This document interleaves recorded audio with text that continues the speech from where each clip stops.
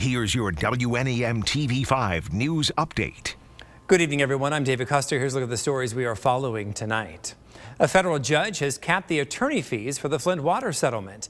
In an opinion and order issued today, the judge says attorney fees will be capped at 25% after other expenses are subtracted from the $626 million settlement of lawsuits tied to the crisis.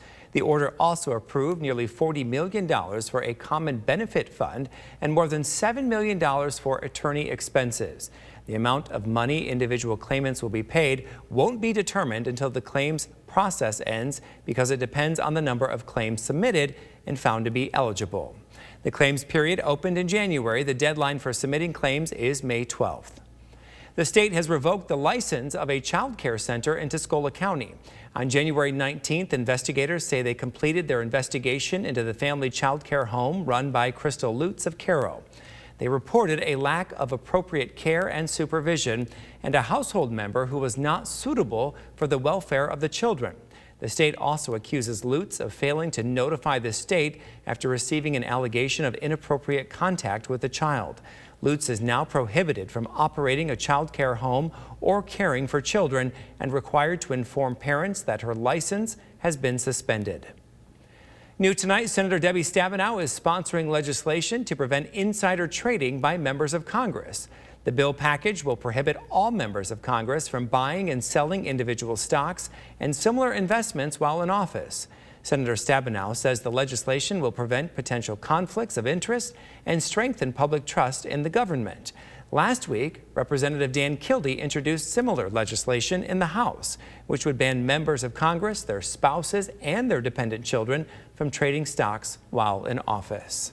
And now here's Chris with your forecast. Hi there, David. A mostly quiet weekend ahead, which will be a nice change of pace compared to what we dealt with earlier this week. Our highs on Saturday back near 20, so just a touch warmer than today. Should have a chance for some sunshine through the first half of the day, too, but clouds increase ahead of our next system that rolls by to our north on Sunday. That will allow us to warm up a little bit more for the second half of the weekend with highs near 30. And the chance for snow with that, not zero, but also not great.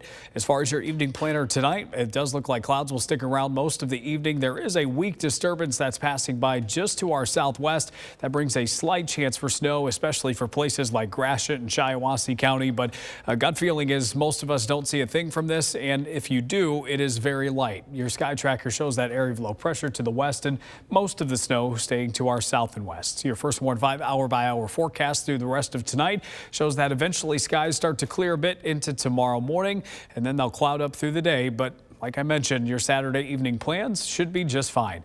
Temperatures tonight with the clouds should stay mostly above zero. Those who do see a few breaks or were cooler today may drop briefly below. Doesn't look like our coldest night, though, compared to where we've been lately.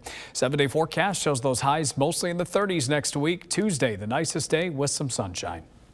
Remember to tune into WNEM TV5 on air and online 24/7 for the latest news, weather, and information.